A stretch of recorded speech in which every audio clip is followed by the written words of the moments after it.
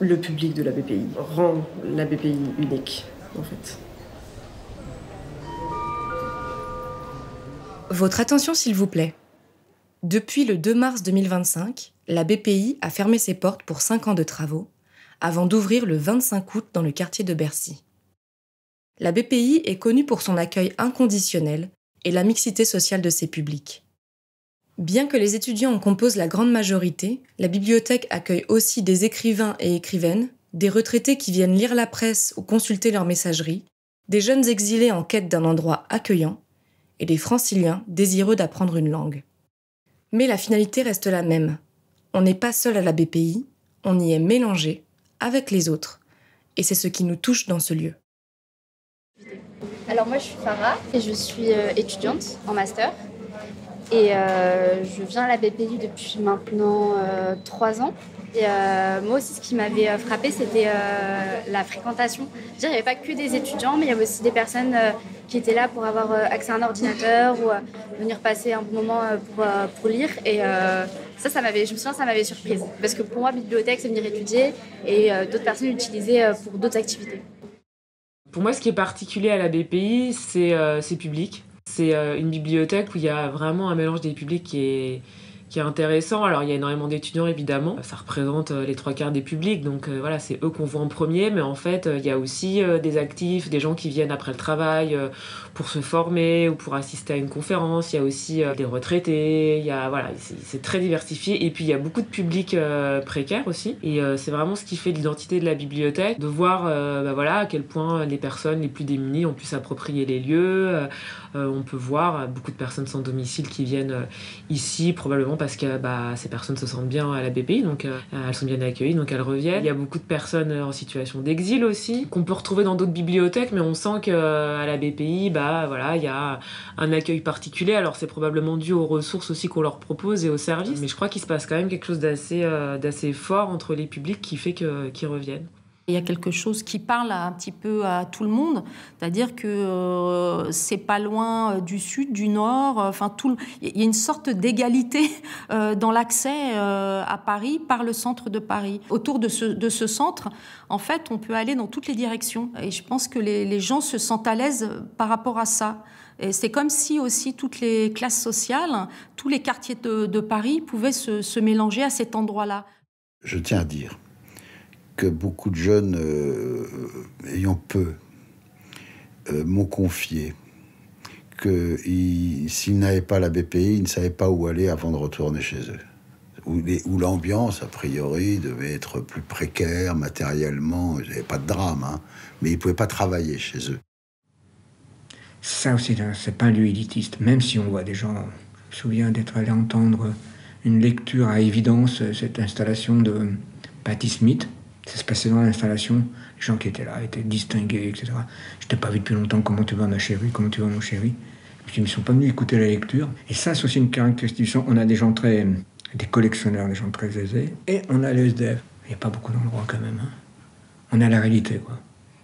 On n'a pas la sélection.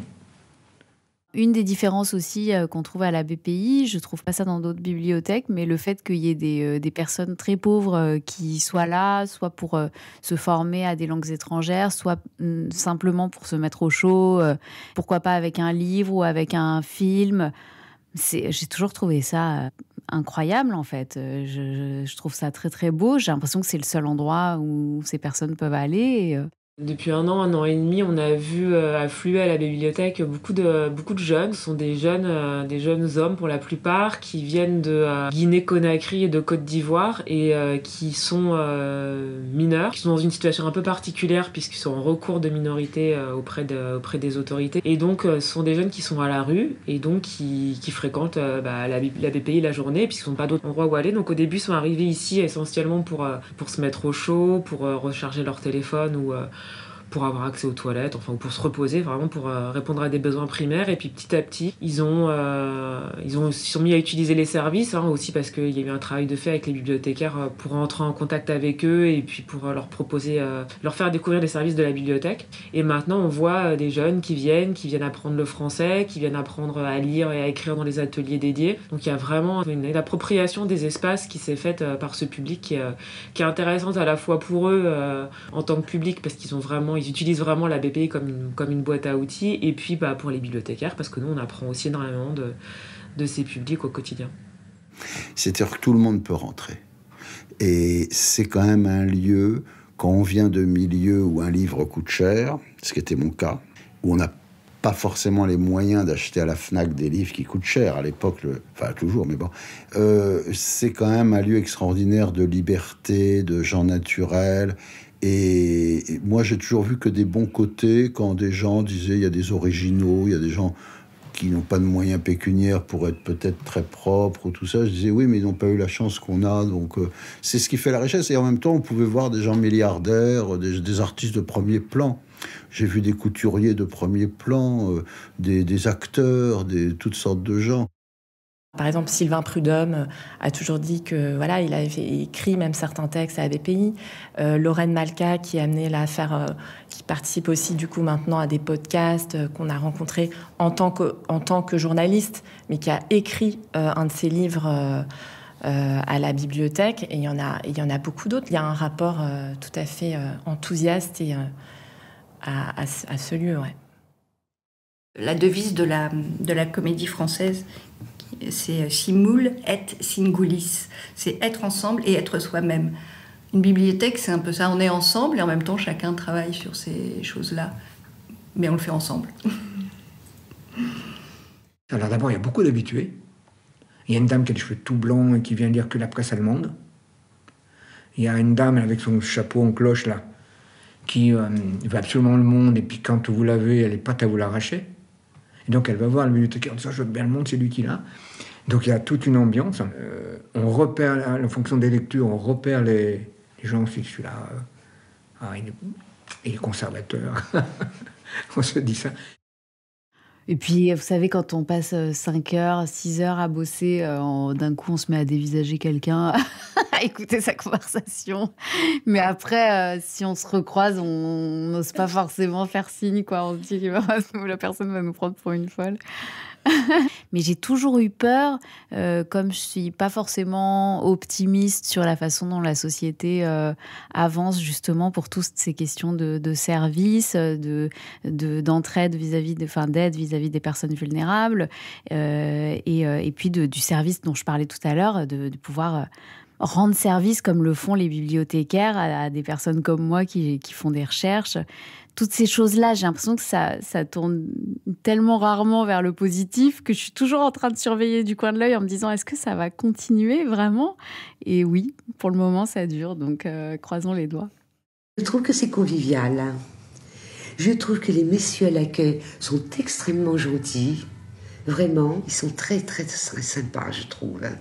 Quand je passe le soir, que je leur dis au revoir, ils sont là, ils me sourient. On parle pas mal ensemble. Hein. J'ai pas mal parlé avec eux. Je les connais bien. Il n'est pas une personne qui me soit antipathique. J'ai été bien accueilli parce que les gens qui travaillent à la rentrée, au niveau de l'information, on te demande, et si tu viens demander ce que tu veux, on te donne. On vient se rassurer que si tu as eu ce que tu voulais, oui, je suis bien accueilli. Les gens sont accueillants. Chacun peut trouver et puis même se construire sa petite cabane dans un endroit qui est sécurisé, dans un endroit accueillant où chacun peut être libre de circuler et de vivre.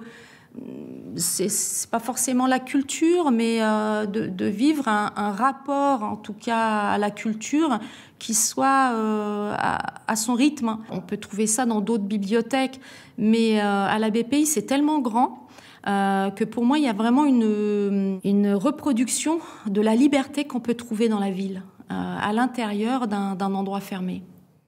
Je veux dire, je suis allé au Théâtre de la Concorde parce qu'il y avait les 50 ans de Nouvel Obs. Je voulais entendre Kamel Daoud. Et là, quand je suis rentré dans la salle, je me suis dit, oh là là, ils ont débarqué un quart des boomers, qu'est-ce que c'est que ce bazar? Alors qu'ici, je venais de quitter le lieu ici, et là, j'étais avec un intergénérationnel. Je discute avec un homme à côté de moi, puis je lui fais la remarque. Il me dit, de toute façon, avec les jeunes, on ne peut pas discuter. Alors je dis, mais comment vous pouvez dire ça? Il me dit, on ne peut pas discuter. Je dis, mais écoutez, là, je lui parle de la BPI, je parle du Centre Pompidou. C'est totalement possible. Quand les étudiants vont à la cafétéria, régulièrement, ils nous demandent si on peut surveiller leurs affaires. Ce que je fais. Mais en échange, quand ils reviennent, je leur demande où ils sont étudiants, qu'est-ce qu'ils apprennent, etc. Je dis, je ne fais pas ça, je ne suis pas un robot, quoi. Et là, la discussion engage. Il n'y a jamais eu de refus. Jamais. Enfin, j'en ai encore pas vu. Ça, c'est une chose que j'aime énormément ici, c'est qu'on accueille tous les publics. C'est-à-dire les SDF, les handicapés mentaux, les handicapés physiques aussi. Alors ça, c'est une chose qui a été en place tôt, il faut le dire. La BPI a fait des efforts pour ça. Ça protège les gens, déjà et d'une fragile. Ils ont un point de chute où ils ne sont pas jugés. Normalement, ils ne sont pas jugés. Ça oblige les autres à voir des réalités qu'on ne veut pas forcément voir et à les accepter, que ça plaise ou pas. Sinon, tu vas dans une autre bibliothèque. Pour moi, ça aide quand même à l'humanité. Et ça, c'est important. Ça, c'est vraiment important. Et c'est pour ça aussi que pour moi, la BPI, c'est un peu mon paradis. L'humanité est là. Et je sais que le personnel se bat pour que l'humanité, la qualité du service public reste au top, envers et contre tout et tous. Et je suis avec eux de tout cœur. Parce que ça, si on le perd ici, mais attendez, c'est un des derniers endroits où on a ça. Et moi, ça ne me gêne pas qu'il y ait un SDF qui dorme là, à côté de moi, ou qui ronfle un peu au poste d'à côté. Ça arrive, parfois beaucoup même. Moi, ça ne me gêne pas, je préfère ça que... C'est un peu de bonheur pour eux. Et du coup, c'est un peu de bonheur pour moi, parce que je les sais mieux. Et ça fait du bien. Voilà. Ça, c'est pour moi, c'est important.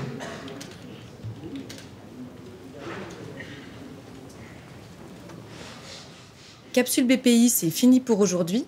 Merci à Camille, Cheikh Abdoul, Frédéric, Jean-Philippe, Lorraine, Laurent, Maïta, Marion, Myriam et Blandine, et aux usagers qui ont accepté de témoigner.